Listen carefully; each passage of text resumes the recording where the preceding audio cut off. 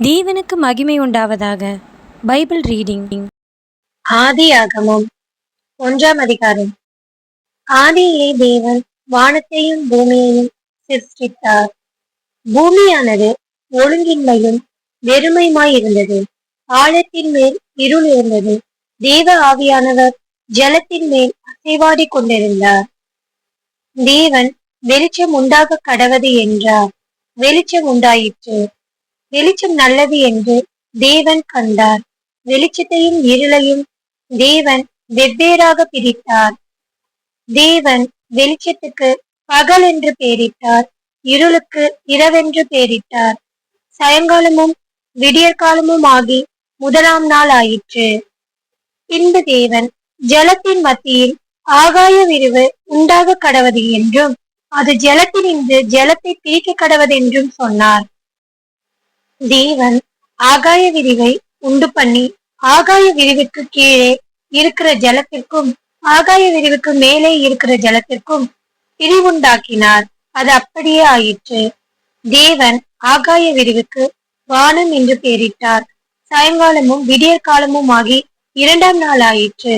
பின்பு தேவன் வானத்தின் கீழே இருக்கிற ஜலம் ஓரிடத்தில் சேரவும் வெட்டாந்தரை காணப்படவும் கடவது என்றார். அது அப்படியே ஆயிற்று. தேவன் வெட்டாந்தரைக்கு பூமி என்றும் சேர்ந்த ஜலத்திற்கு சமுத்திரம் என்றும் பெயரிட்டார். தேவன் அது நல்லது என்று கண்டார். அப்பொழுது தேவன் பூமியானது புல்லையும் விதையை பிறப்பிக்கும் பூண்டுகளையும் பூமியின் மேல் தங்களில் தங்கள் விதையுடைய கனிகளை தங்கள் தங்கள் ஜாதியின்படியே கொடுக்கும் கனி விருட்சங்களையும் முளைப்பிக்க கடவது என்றார். அது அப்படியே ஆயிற்று.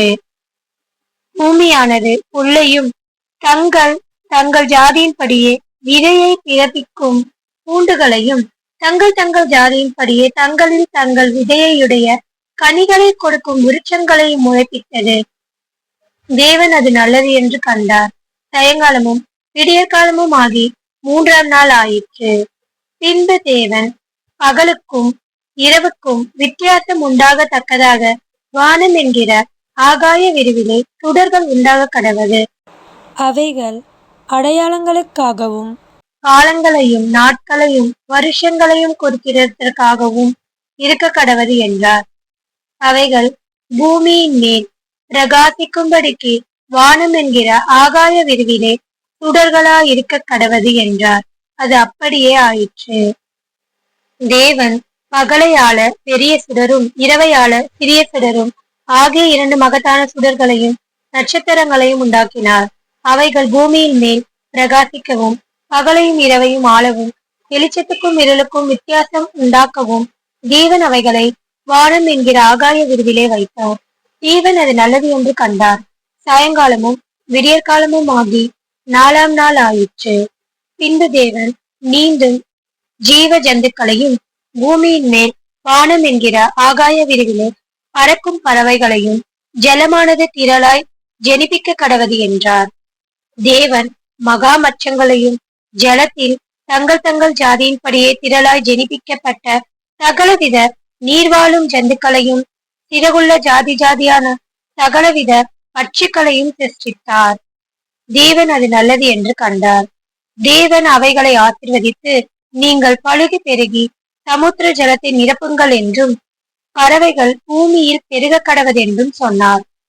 சாயங்காலமும் விடியற்காலமும் ஆகி ஐந்தாம் நாள் ஆயிற்று.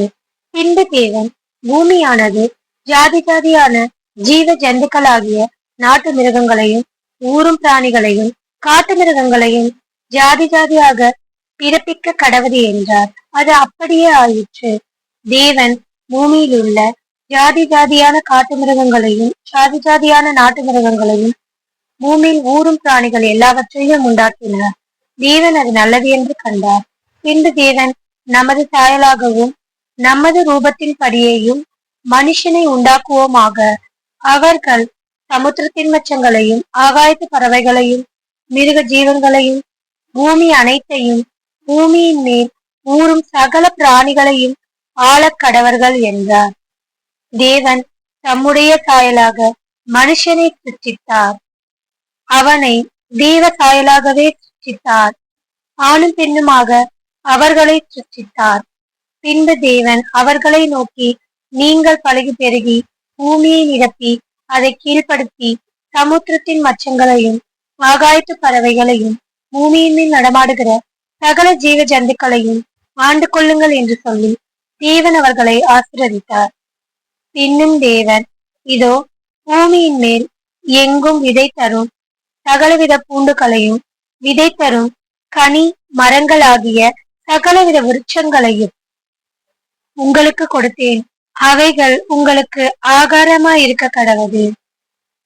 பூமியில் உள்ள சகல மிருக ஜீவன்களுக்கும் ஆகாயத்தில் உள்ள சகல பறவைகளுக்கும் பூமியின் மேல் ஊறும் பிராணிகள் எல்லாவற்றிற்கும் பசுமையான சகல பூண்டுகளையும் ஆகாரமாக கொடுத்தேன் என்றார்.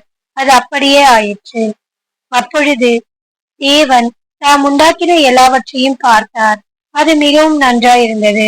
சாயங்காலமும் விடியற்காலமும் ஆகி 6ஆம் நாள் ஆயிற்று.